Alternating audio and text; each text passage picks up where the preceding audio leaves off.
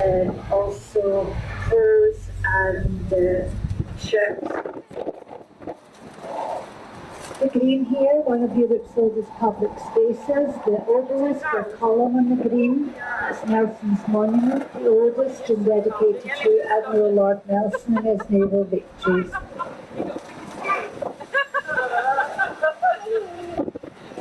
The area ahead has long been associated with justice, and on the ground level directly ahead is the new High Court Park. That was a former hanging place known as Jail Square, and any person being hanged here would die facing the monument. In fact, that was a phrase: if you were getting into trouble, you better watch out or you'll die facing the monument. And the last person to do that, die facing the monument, was Dr. Pritchard, who had been found guilty of murdering his wife and mother-in-law. He poisoned them. He did get his comeuppance. He was hanged in front of a big crowd of about 100,000 Glaswegians gathering for the very last chance for a big day's entertainment and a public hanging. That was in 1865. Our next bus stop ahead is stop number 6. It's one of the shopping stops. It's near Argyle Street, one of their principal shopping thoroughfares, and also a modern indoor shopping complex with its glass roof. It's called St. Enoch. The wee pub down on the corner on the right is a Clutha bar. It's been a hostelry here for many a long year that would have been refreshing the sailors of days gone by. And the Clutha name actually means the Clyde, and that's the river that it stands beside.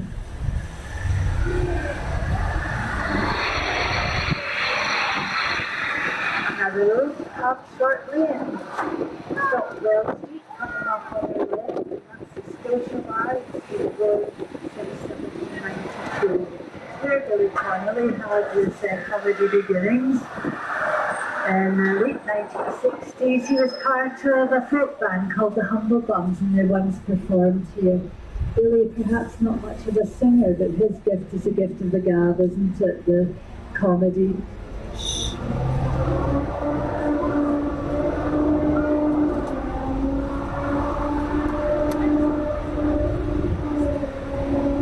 Stockwell Street is where the Scotia Music Hall once stood, no longer, but that would just been ahead on the left. And Stan Jefferson came to Glasgow from Cumbria. Cumbria is in the north of England, and Stan's dad had taken the position as theatre manager. Dad wanted young Stan to go into theatre management also, but Stan had other ideas. He wanted to be a comic. He changed his name to stage name, Stan Laurel. In 1906 he had his comedy debut at the nearby Britannia Panopticon Music Hall, and that's just around the corner ahead on the right, back in the Trongate. And the building is actually still standing. It's above an amusement arcade. Astounded to be near the hall's ceiling and find the remains of an old Victorian music hall. It's where Stan Laurel had his comedy beginnings in 1906. The story goes that during his performance he was wearing his father's cut-down suit. It wasn't going down too very well. He looked at the back of the auditorium, saw Dad glowering at him as though to say, "Get off," and he made a hasty bow, and in the process he took off his hat, fell back in his session, and of course the audience were in an uproar. The comedy career was then born. Stan Laurel later moved to the United States in a comedy troupe and teamed up with Oliver Hardy, becoming the very favourite comedy duo Laurel and Hardy. We're back in the Merchant City to the period. After one of the original clothes in London,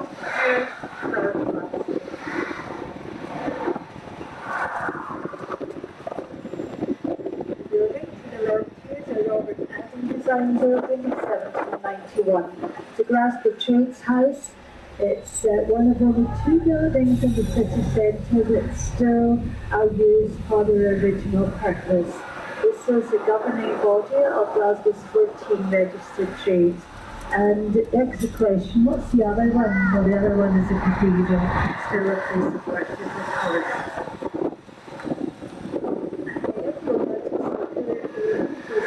That's a contemporary art gallery space. It's called the Roma, standing in the gallery over the art. Outside is a statue of the Duke of Wellington on horseback. He's a famous British hero. He was victor of the Battle of Waterloo and twice served as Prime Minister. It's on loan for the 30 rule now. Very rarely do you see him bareheaded. It's gained some momentum over the last 8 years. Disconcerting if you see him without hat, you're so very used to it. Election of Glasgow's sense of humour, perhaps coping fun at just a little bit too pompous. This is stop number 7. This is where you would get off for shopping in Buchanan Street ahead.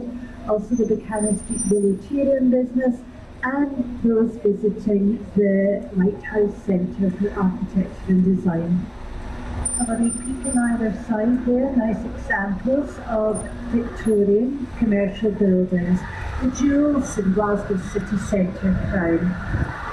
Former banks and insurance company offices and shipping company offices, so forth. Crossing Buchanan Street, quality shopping in this area. The street ahead is West Nile Street, and as you cross, you can glance down to the left, and off in the distance on the left, you'll notice a corner piece of a building with a little roof on the top. This is the corner of the Lighthouse, and that's Scotland's Centre for Architecture and Design. The corner piece that we'll get a brief look at is the first major architectural commission of our own designer, Charles Rennie Mackintosh, and he was working at the turn of the 20th century. Barcelona has Gaudi, and back in 1827, the first long-distance broadcast of television was relayed from London to Central Station Hotel, Glasgow. And the man credited to be the inventor of the television was John Logie Baird from Helensburgh, Scotland, and he was educated here at Glasgow University as a forerunner of today's Untitled University.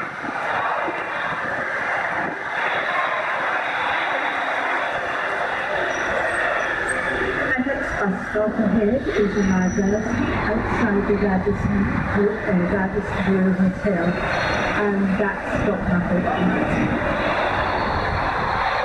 Just about to travel out to another Glasgow landmark. It's the Central Station Railway Viaduct, but known locally by the name the Highland Man's Umbrella, or Highland Man's Umbrella. Snagged up at the lights. I'll pick up the Man's Umbrella story. On our left here, the KFC restaurant, a modern building of course, but looking outside you can see artistic motifs reflecting the Glasgow style of the early 20th century. So this was called the Glasgow style, and perhaps the greatest promoters of that style was the Mackintosh couple. This, of course, being a modern building, it's certainly not genuine Mackintosh by any means, but what sometimes is known as Mackintosh or Mock Mackintosh. We're now travelling under the Man's Umbrella, the railway viaduct, and in days gone by in Western Glasgow, many people from the Highlands and Islands of Scotland came to work in the industrial hub. The run day off on a Sunday, they would gather here, sheltering away from the changeable rainy weather. They would fled away to travel in the native tongue of the Gaelic, and the ordinary Glasgow folk called Glaswegians called the area the Highland Man's Umbrella, and so it's still known even today. Story that links Glasgow to a Highlander and the rain that we so often enjoy. was another Charles Mackintosh, but this time he wasn't the architect, he was a man involved in textiles, and he developed the first commercially produced Victorian raincoat named after him, Mackintosh. And many, particularly if you're from Britain, will not leave the house without your umbrella or their mat. And perhaps didn't realise it all started in rainy Glasgow in 1824.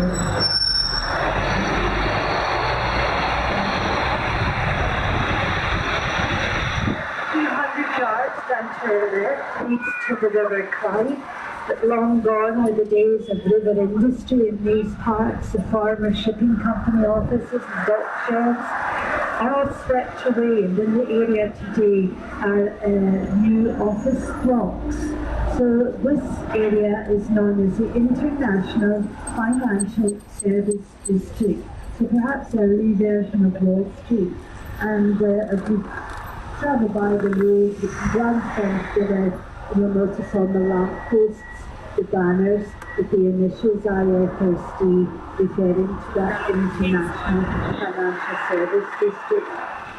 So another growth sector in modern Glasgow.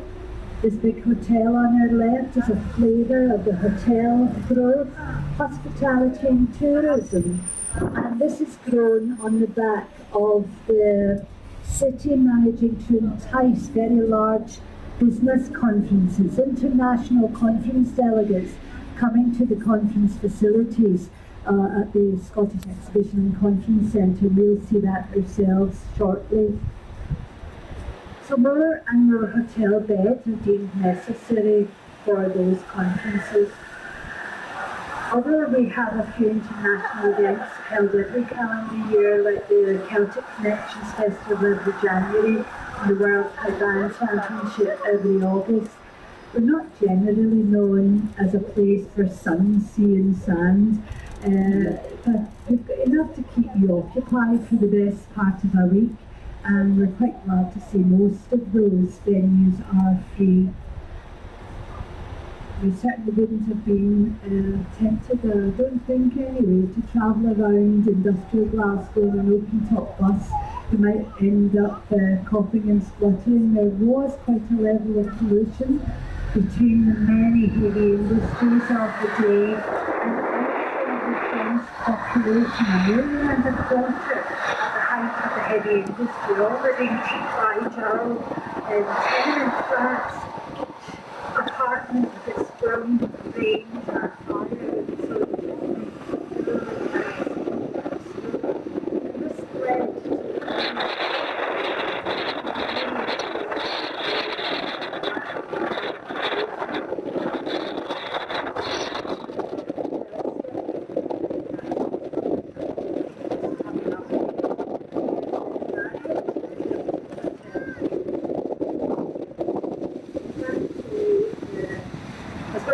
about the Glasgow Untitled Chapter. It was like looking at black and white photographs. At this time it was really quite dull and oppressive because of all the buildings being bringing back. And it wasn't until the 1980s, I would say, that the old structures were then stone clean and we were able to see the original sandstone gleaming through the pollution. Just about to travel under there's a traffic artery, the M8, crosses the River Clyde the Kingston Bridge, a very busy road bridge. And we'll soon see another mural, and this was painted by the same Australian artist that we saw all of St Mungo in High Street. His name is Smurkwan or Sam Bates, and he was commissioned before 2014 to create the mural on the bridge, Swimmers and Divers, and it's supposed to be a big style and to paint images on the big poster, but it is all created with aerosol can paint. And in 2014, Glasgow was a host city of the Commonwealth. It was a very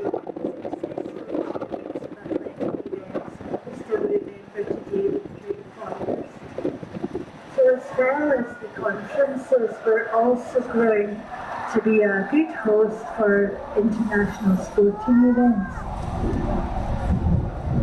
The Eurosalt not one result in Congolerna and Huntsman. I didn't have the chance to tell you about Sinmango. He lived in the 6th century. He established a religious community of that day. He was buried in the site of the cathedral that was built over in the 13th century. He had two names. He came to Bernard Sinmango. Sinmango meant deer run. Lots of these stories of faith and miracle are linked to him and feature resemblance on the Glasgow coat of arms. A tree, a bird, a fish and the bell. And the bird is a little robin, and you might recall the rural and high street. The story goes that the robin was owned by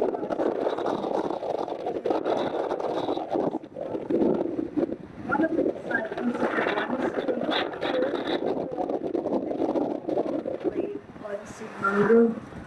Mungo lifted the bird in his hands and uttered a prayer, and it miraculously came back to life, flying back to its owner. So that's the story of the bird on the coat of arms, and each of the other emblems have similar stories. Most Glasgow children know the jingle that goes, where is the tree that never grew, where is the bird that never flew, where is the fish that never swam, where is the bell that never rang.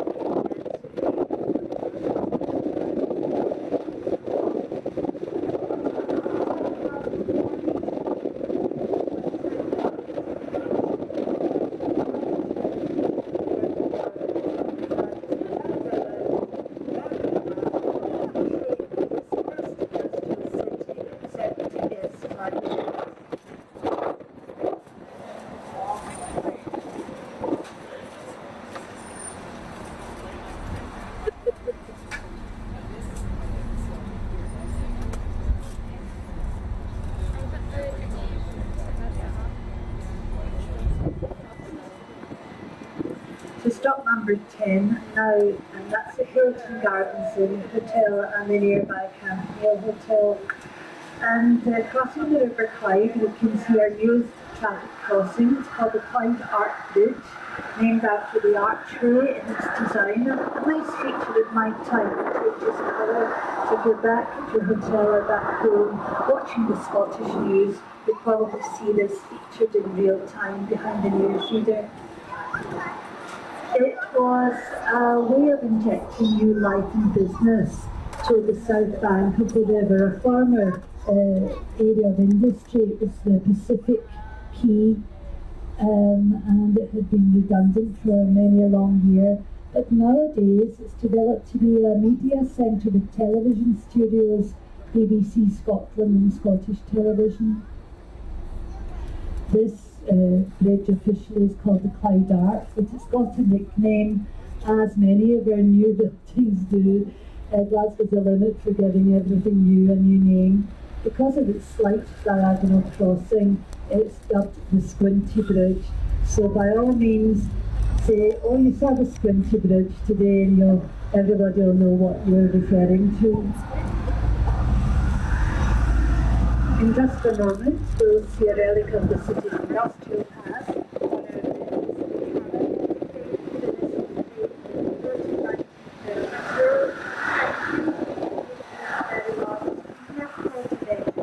Once produced in the city, the train would lift the engines onto the hulls of the ships waiting here to be sent to Glasgow.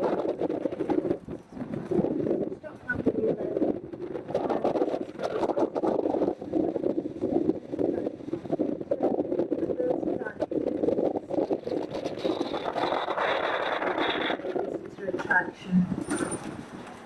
Now, this building on our left here, with its shell-like design, is called the Clyde Auditorium. It's a popular conference and concert centre designed by famous architect Sir Norman Foster, based in London.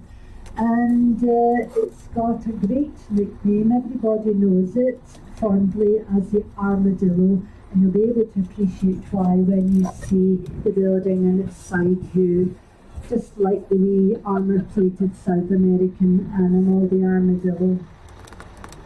And this building itself is quite an iconic symbol for the regeneration of post-industrial Glasgow. The round elliptical shaped structure, rather like a modern amphitheatre, this is our newest concert venue. It's called the SSE Hydro. Now that's the name of a power company, and that company is the main sponsorship of the concert venue. All the big names in entertainment appear here. Quite an interesting side on the structure. It's pneumatic translucent cushions made from a fabric that was developed for the space industry, NASA, and it allows the building, when it's lit up during hours of darkness, to have quite an iridescent glow. It is able to be lit in hundreds of different ways. Often or not, however, it is the colours of the logo of the Hydro company. No nicknames for this building, not for the want of trying, I've got to say.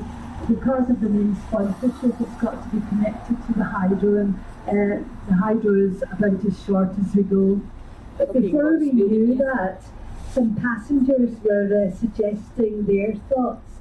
I'm sure you've got some thoughts running through your mind just now. The UFO, the flying saucer, the spaceship, got the donut, we've had a scratch pie at one time, the frisbee, the oyster, the tammy, the oyster.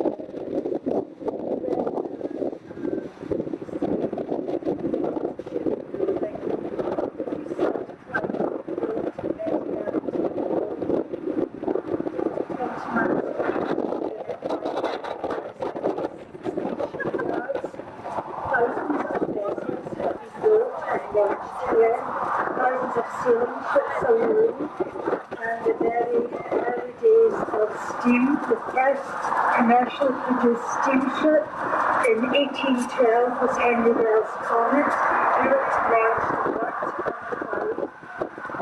As decades followed, the days of luxury travel from Europe to North America and vice versa, on the great luxuries of the 30s, 40s and 50s.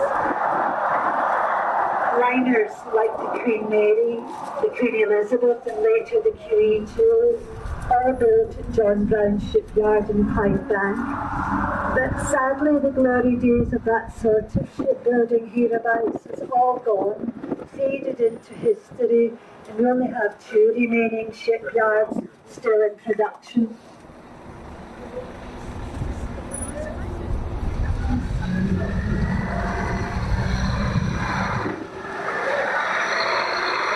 We're approaching the Riverside Museum. This is free and open till 5 p.m. A fine vintage transport collection. Cabs, buses, locomotive engines, model ships, bicycles, cycles, cars, you name it. And as we sailing vessel Glen, you can also visit her. She's one of 5 sailing ships still afloat, permanently berthed.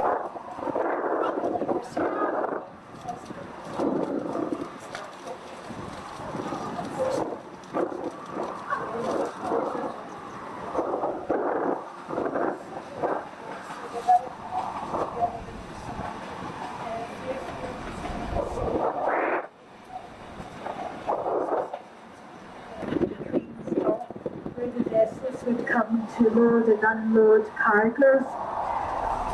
The pump station It would provide hydraulic power to open and close the gates, allowing the shipping to come and go. And now it's going to be part of the new Clydeside Whisky Distillery. So all change.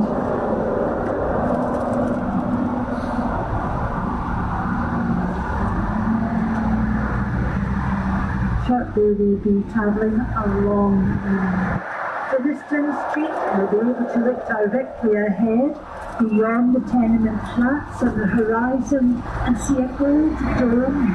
That's the relatively new Gurdwara or Sikh temple that serves the Sikh community in the area. There we are, the Snow Borders, the former district of Anderson and Featherstone, and it's very near here. It is very first Lipton's shop.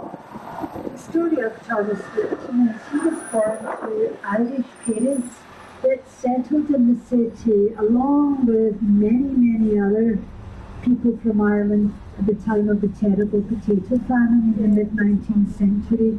They had to flee for their lives, of course, and they settled in the industrial parts of Britain, and many came to Glasgow, indeed the Gorbals. So one was the Lipton family, and their boy Thomas, at the age of 16, decided to go to America to live and work for a few years. He worked in various jobs, including being a grocery assistant. Mum and Dad back in the Gorbals, well, they were grocers also. Young Thomas learned more about the American business ethic of advertising and marketing, and he put that into great use when he came back to his native city and opened up his own shop in Sterncoss Road, Anderson. He was just 21 years old. He was a successful grocer, and he soon had a chain of shops throughout Britain, and on his accumulated wealth, he was able to buy tea gardens in the country of Ceylon, and thereafter known as Wealthy Tea Tycoon. A very wealthy man as an adult.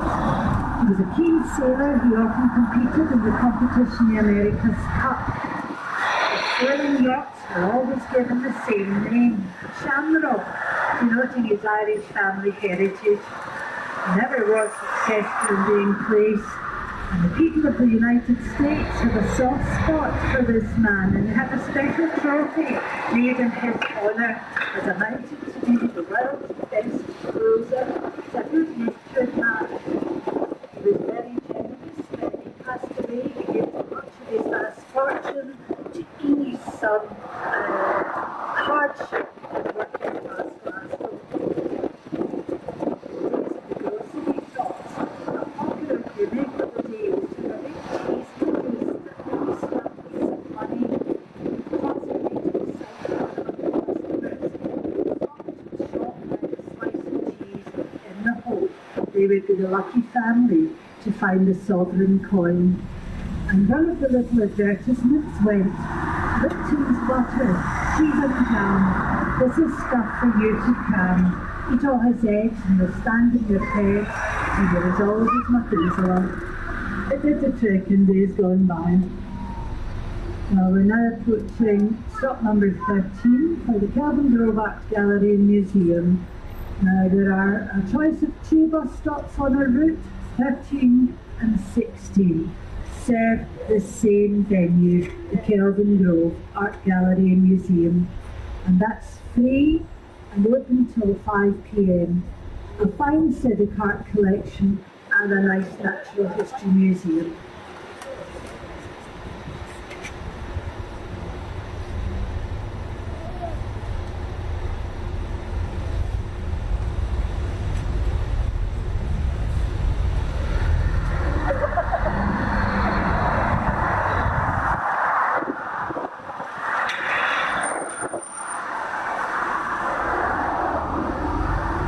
I will shortly see the building that houses the art collection of Kelvin Grove, and also we'll get a look at the Victorian replacement university building on Gilmore Hill. So shortly we can look to the left, see the sun glinting off the red sandstone of the Kelvin Grove building. And up on the hill ahead on the left with the spire, that's Glasgow University. It opened here in 1870. It looks older than it actually is because of its architectural style, Gothic Renaissance, and that was the fashion that the designer of the building, and that's Sir George Gilbert Scott.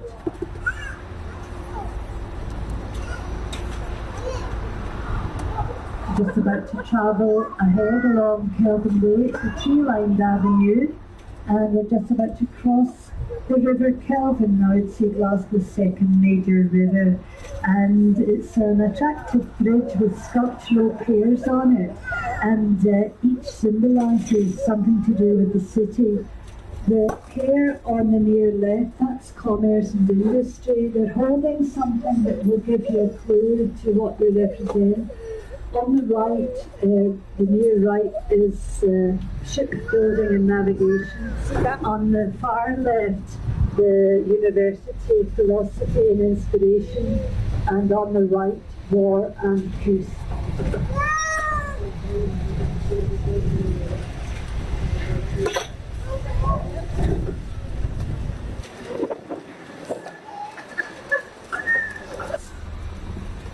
The last tour of the day for the Macintosh House is at 4 p.m, so remember that.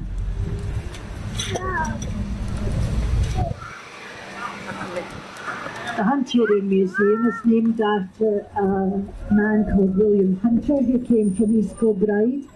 He was noted as a doctor and obstetrician. He attended the deliveries of the babies of Queen Charlotte. She was the wife of King George III, and so he got that notoriety, if you like, became a very well-known doctor.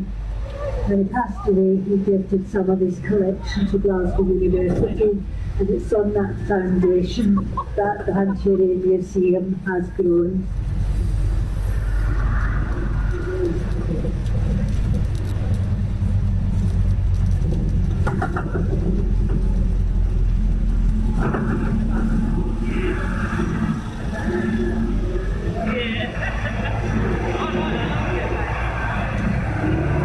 Bus stop number 15 in Byers Road, known to be the heart of the West End. You'll find a number of eating places with a spare for choice, from fine dining through to the very ordinary pub grub. Smaller independent shopping businesses in the Byers Road area, and just about 10 minutes walk from the bus stop to the very top of the street to the right, you'll be able to access the Botanical Gardens with its various glass houses, including the attractively designed glass house, the Kibble Palace. You also might decide to visit the Autumn Moor, Gallically Great Melody. It's an entertainment space. You will find 2 bars, 2 restaurants in the evening, a nightclub and live music.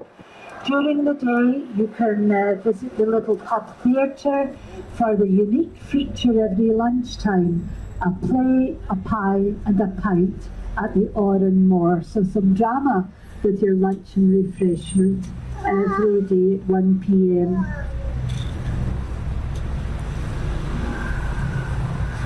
On days gone by, all of Glasgow lived in tenement flats. However, the style of building and the area that they were located reflected the social standing of the various communities. All the very ordinary working class tenements were demolished in the late 1960s. They've all gone. Only the finer ones remain today. A nice example in this area of the West End. In fact, if you look directly ahead, you can see Highborough Road, and this is where relatively well-off families in the days of Edwardian Glasgow, the early 20th century, they would have lived. Spacious apartments, they were built in this area with indoor bathrooms and toilets. We can laugh at that, we're all used to that community now, but that was not the luxury afforded to the ordinary working class community. No, that was a different story altogether. Toilets, well, they were shared with your neighbours. They were located in the stairhead landing and known as a cludgy or a stairhead lavvy, and you would have had to share with your neighbours. In the days of big families, that could amount to rather a lot. You can learn more about tenement flat living when you visit the People's Palace Social History Museum. One of the exhibits there tells the story of a single end, a one-room single end tenement flat, very difficult way of living in days gone by. You might decide to visit the National Trust for Scotland property, the tenement house, stop number 18 for that, the Charing Cross stop. It's open from 1 till 5, and it's a real late Victorian tenement flat, quite fascinating. We're approaching stop number 16 again for the Kelvin Grove Art Gallery and Museum.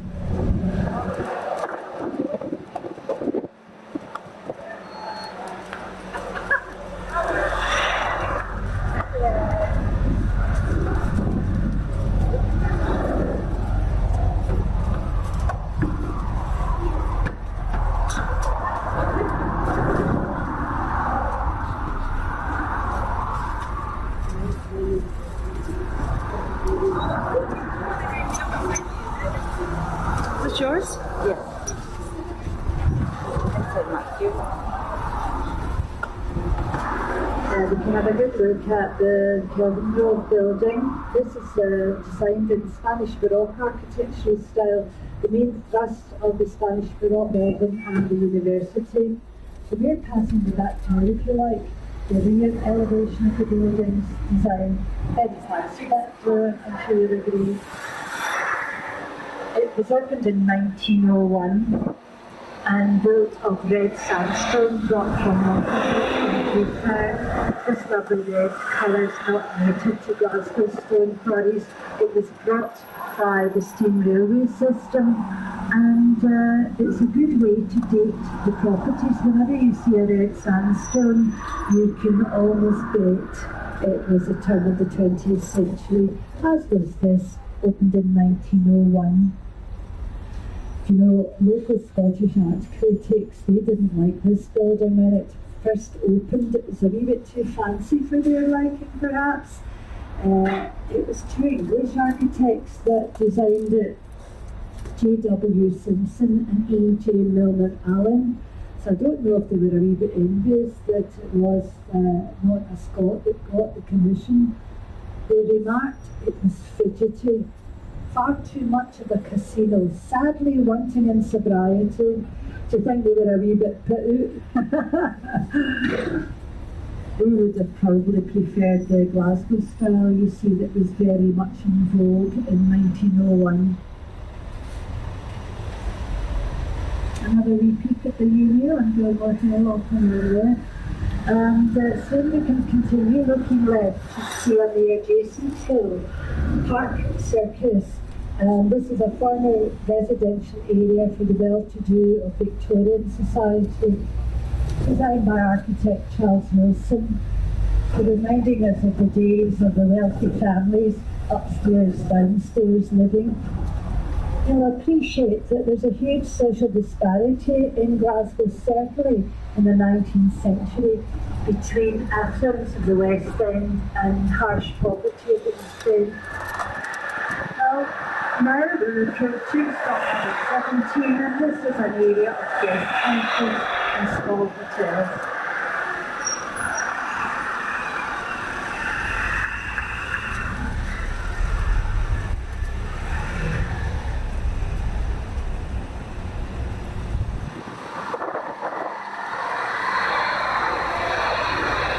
We're in Tuppinghall Street now, the west part of Tuppinghall Street. A very long road ahead, and we'll be back to the town centre, shopping and restaurants. There's a mouthful to get your tongue around if you're not used to it. It gets its name from two Celtic words, a sock and hop, and very, very loosely translated, this means an avenue of willows. The socky or sock That was Willow Tree in the latter part of Hall in City Hall. That would have referred to a marshland where willow trees once grew. The next bus stop ahead is the Charing Cross stop. And here you can enjoy the Military Museum, the Royal Highland Fusiliers, that's 3, and also the National Trust of Scotland property, the Tenement House. The Tenement House does require a charge if you're not already a National Trust member, but it's not too very much and well worth a look.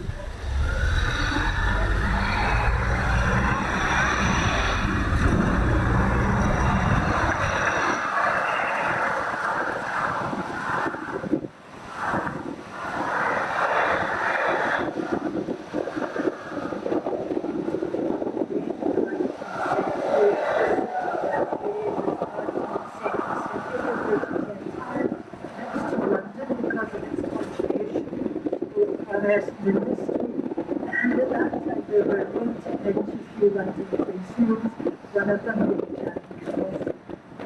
But in the 1960s, a motorway ring road was developed and it slashed right through the Charing Cross intersection.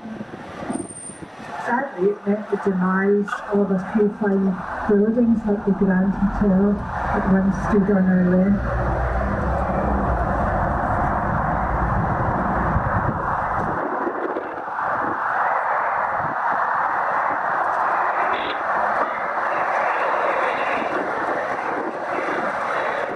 Yellow lorry sticking out the wall on the left. That's a nightclub, a popular student haunt.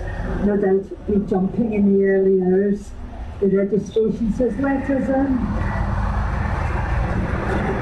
On the left, the former Beresford Hotel, now apartments, Art Deco style of the 1930s. It was built to accommodate visitors coming to the Empire exhibition in 1938. Number 19 for psychological shopping ahead and those visiting the Glasgow School of Art and the windows on Macintosh exhibition.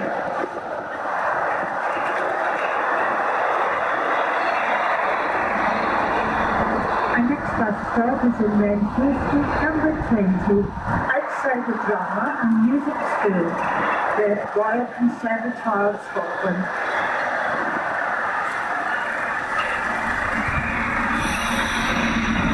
Industrial Glasgow perhaps didn't have too much to recommend a visitor. We don't have a nickname that referred to the picture houses. Glasgow loved the films. We were known to have more cinemas than any other town in Europe, more cinema seats per head of population, that is. And we had the largest cinema auditorium in Europe, the former Green's Playhouse. It's no longer there. It's on the very same site today. We've got the tallest cinema complex in the world.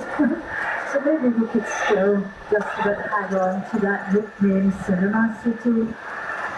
And the drama school on our left, we've got associated to some movie stars, homegrown actors, Tom Conti, Robert Carlyle, Alan Cumming, John Hannah, James McAvoy, David Heyman, Bill Patterson, all very well-known names in both film and TV. Around the corner to our left, you'll find the Theatre Royal, home of opera and ballet. And you'll also be able to peek round the corner to the left and see the gateway of the Citizen Inn Hotel, which is also a modern art piece created by a man called Alex Dordoy. He's a Glasgow School of Art graduate. And it features the enlarged image of the grooves on an old-fashioned shellac record of Will Fife, music hall comic, singing the song I Belong to Glasgow. That's quite a mouthful, isn't it? But that's what the gateway symbolises, and you'll be able to look to the left in a moment and see that.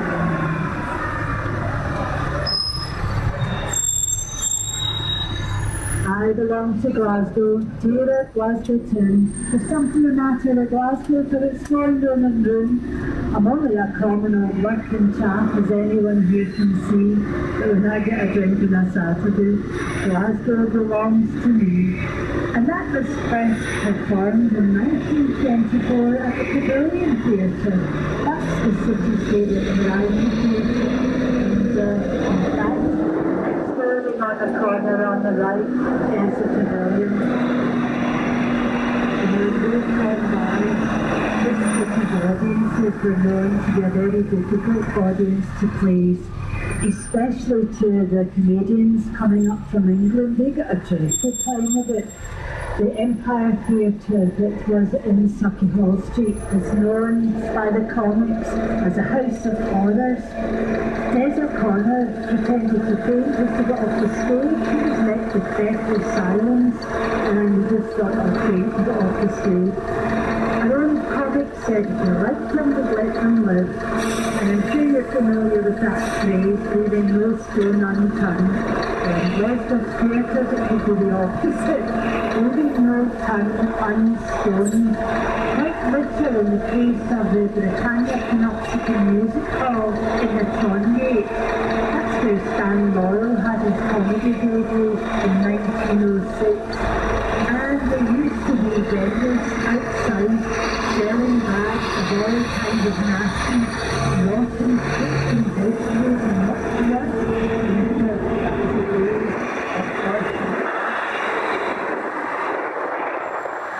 so all the nasties would be thrown at the artist performing on the stage below. Stop number 21, our final stop on our tour route today before going back to George Square. We'll find travel links on our left at the Cannon bus station and shopping on our right in the Cannon galleries.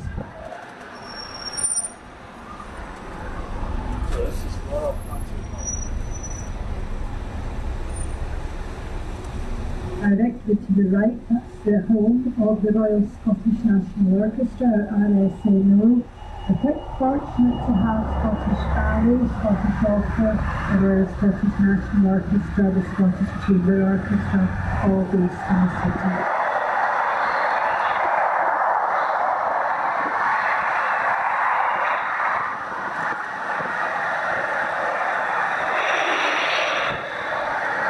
To the left over the bus station concourse, you can get a little look at our third and newest university, this time Glasgow Caledonian.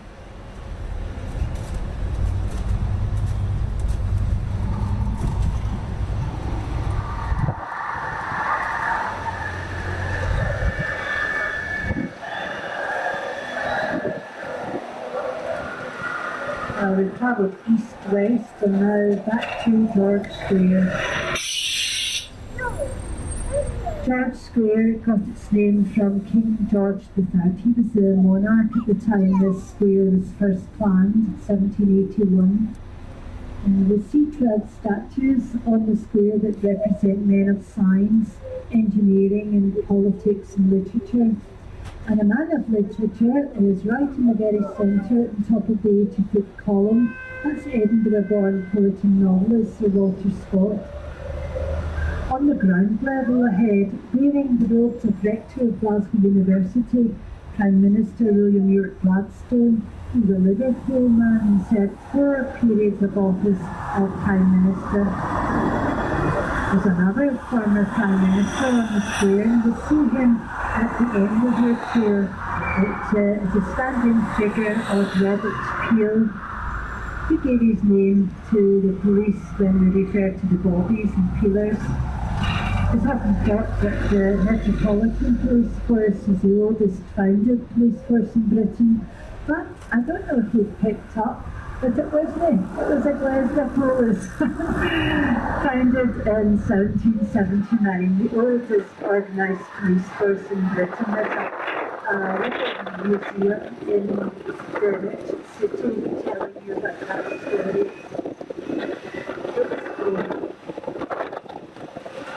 As we turn left, we'll see the war memorial, the cenotaph, first dedicated to the Glasgow men in particular that fell in the Great War. Also, as we turn to the left, we'll see on the east of the square the city chambers, opened by Queen Victoria in 1888. It's a wonderful building. You are able to visit. There are tours every weekday at 10:30 and also 2:30, and those are free. Beautiful interiors, Italian marble, alabaster, motif. And you say that you won't find an interior with more marble unless you're planning to visit the Vatican, giving you a wee clue to its magnificence.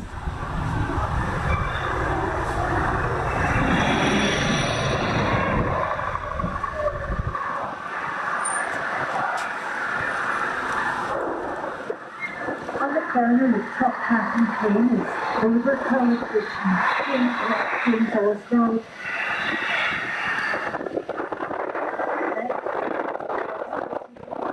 Is Glasgow science Thomas Graham, who's a pioneer in chemistry. This was long that talked about scientific advancements like dialysis. And you turn the corner, Glasgow Fort, Thomas Campbell, who's writer with Mariners of England. The little heroes, Lord Martin, Lord Clyde, and Sir John Moore. In second book, Scotland's National Guard,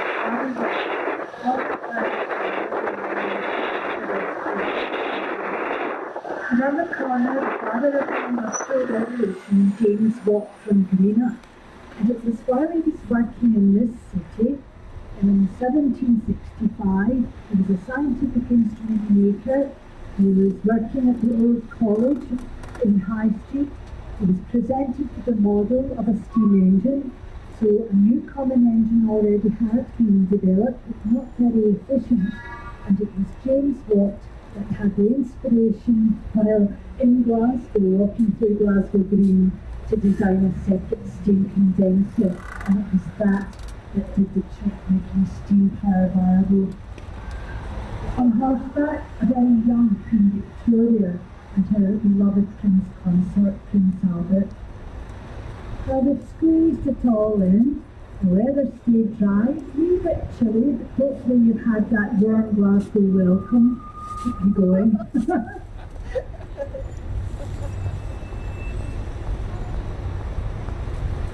On behalf of driver Roz and myself, we do wish you a pleasant stay in Glasgow. Do remember, however, that the buses continue leaving George Square every 15 minutes. The last one of the afternoon will be 4:30. Thank you. Thank you.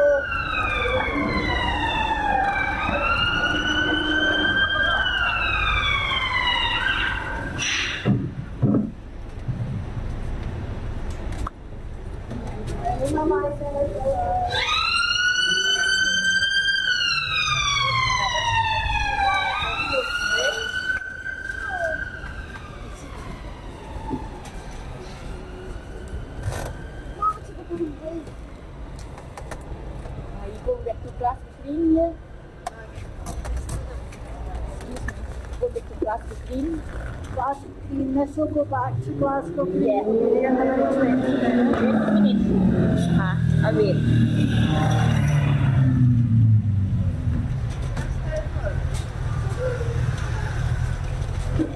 Yeah, we're going back to Glasgow Green. This way, darling, this way.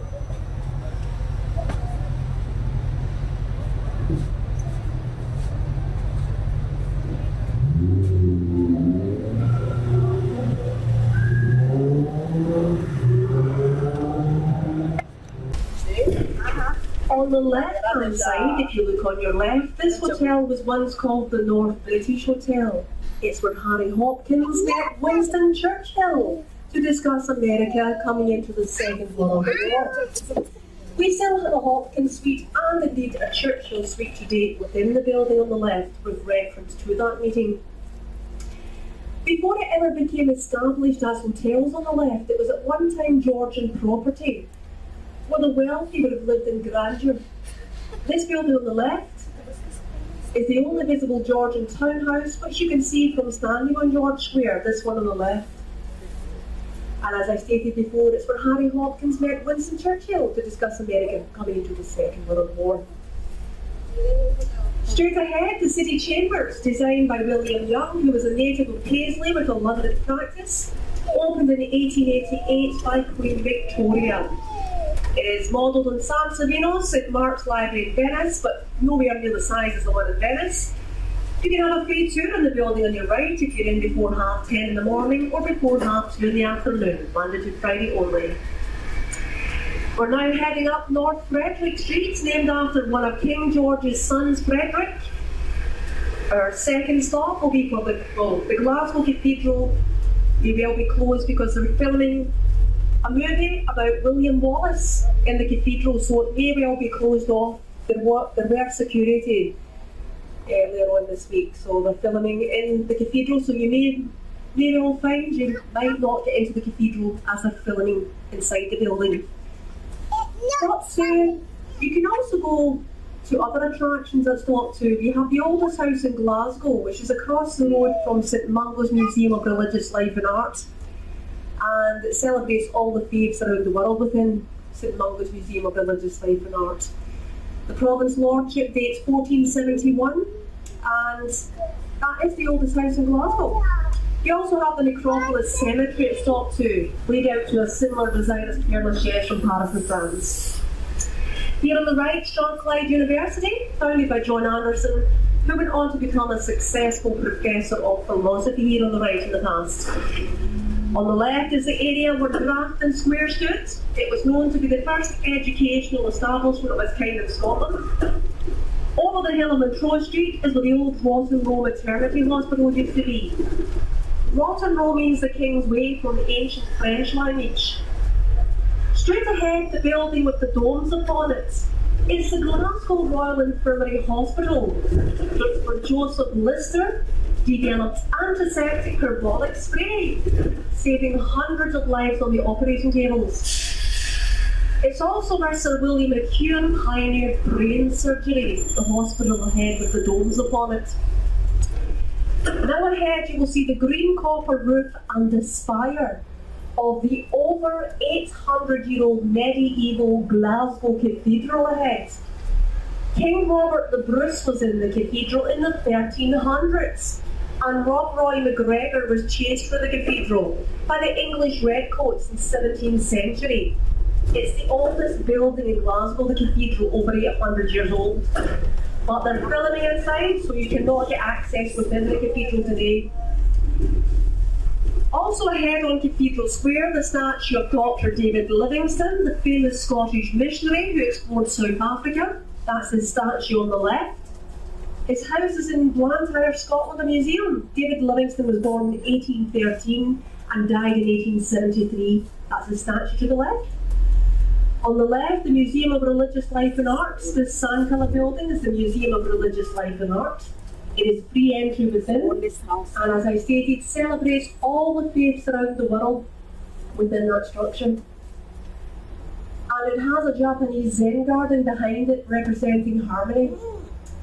Here on the right, however, this building is the oldest house in Glasgow, 1471 at the corner on your right. Mary Queen of Scots is known to have wrote the casket letters within this building. That was claimed to be a plot in which she was intending on killing her husband. Behind the oldest house on the right, we have St Nicholas Herbal Garden, which has all the herbs which were used to treat illnesses in 15 for the murder of a paper boy from Court Bridge of all places. On the right, a modern depiction of St Mungo completed by Sam Bates from Sydney in Australia. There's St Mungo's mural on the right, if you want to snap a wee at that. And this is the High Street, the oldest area of Glasgow. Behind these buildings to the left, and down to the far left behind these buildings is Denniston. November 1891, Buffalo Bill, better known as W.F. Cody, William Frederick Cody, came to Denniston along to your left behind the buildings, straight along. In November 1891, the Lakota Sioux Red Indian Nation was present then. Annie Oakley and Sitting Bull's nephew charging thunder, 1891, Denniston down to your left again. On the left here is where the 1450 First Glasgow University stood. Robert Burns' eldest son was a student of it, as was Adam Smith, who wrote A Wealth of Nations, and many of the other enlightenment of the day. Well, this is stop 3 for the Merchant City. And for the Glasgow Police Museum, if you want it, press the red button now upon the orange pole. You must press the button on the poles when you want to alight. Down to the right are Blackfriars Streets, the Babbity Bowser hotel chain and pub and restaurant. Did you know a Babbity Bowser is a form of Scottish Highland dance? A Babbity Bowser is a form of Scottish Highland dance. And the hotel and pub and restaurant's named after it on Blackfriars Street. Straight ahead, the 1726 medieval Tolbooth steeple. The bells at the top of the medieval Tolbooth steeple are claimed to be rung in honour of Cameron of Lochiel, who advised Bonnie Prince Charlie not to burn Glasgow down from 1745-46. You see, Charlie demanded shoes and supplies for his army. The Glasgow merchants were having none of it and refused to give him these supplies point blank. Well, if you look in the centre of the 1726 Tolbooth steeple, the door, criminals of Glasgow's past had their earlobes nailed to the front door of that. One way you get your ears pierced for free in the 18th century. On the right, the Market Cross Monument, built to signify where daily markets were held in the past. And this is the Gallows Gates, meaning the way to the gallows where the criminals were led through a gate to their execution. On the left, on the magenta gable end of the tenement, a modern mural of Billy Connolly, famous Scottish entertainer, comedian, actor. On the left is mural, founded by Maggie McIver and her husband, who were migrants from Ireland. She would hire out barrows to Glasgow citizens to allow them to sell their produce from to make a living. So it's a very nostalgic part of Glasgow history. And many natives of Glasgow go to the barras at the weekend. It's a weekend market, that's the barras ahead. On the red fence in gold metallic writing, the barras. Founded by Maggie McIver and her husband from Ireland. This is stop 4 also for Glitman's, the oldest confectionery shop in Glasgow. Down to your left is Glitman's, established in 1803 down to your left, run by the same family for many years. And the Saturday Sunday weekend market, the barras ahead. The next stop is stop 5 for Glasgow Social History Museum, the People's Palace, and for the Winter Gardens and the West Brewery. Ahead is Glasgow Green Park. It was gifted by King James II, who gifted the park to the Bishop William Turnbull from 1450, who later gifted the park on the left to the people of Glasgow. So due to that ancient law, this belongs to the people of Glasgow, Glasgow Green. Ahead of us is Nelson's Column. It is older than Nelson's Column in Trafalgar Square in London. We have the oldest one. And it was built a year after, 1806. This column was built in honour to Admiral Lord Nelson's victory at Trafalgar.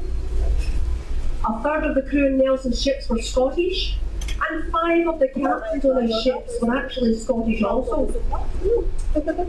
Well, Bonnie Prince Charlie is on the count here from 1745 to 1746. Bonnie Prince Charlie's on the count here. Straight ahead, the Royal Doulton terracotta fountain, with the statue of Queen Victoria at the top, and the colonies of South Africa, India, Canada, Australia surrounding. Now, over to the far left, a copy of the Doge's Palace, designed by William Leaper in 1819, where the West Brewery can be found, to your far left. And diagonally in front, the Winter Gardens glass building is built to the same shape as the upside-down hull of Nelson's flagship, the HMS Victory. Are you okay to let something? Are we going to turn yet? Oh, of course, okay, just in case. On the left, the People's Palace. Glasgow Social History Museum celebrates all that Glasgow's about in terms of its people and culture up to the present day. It's free entry. Have a great time, every 15 minutes. Pleasure. You're very welcome.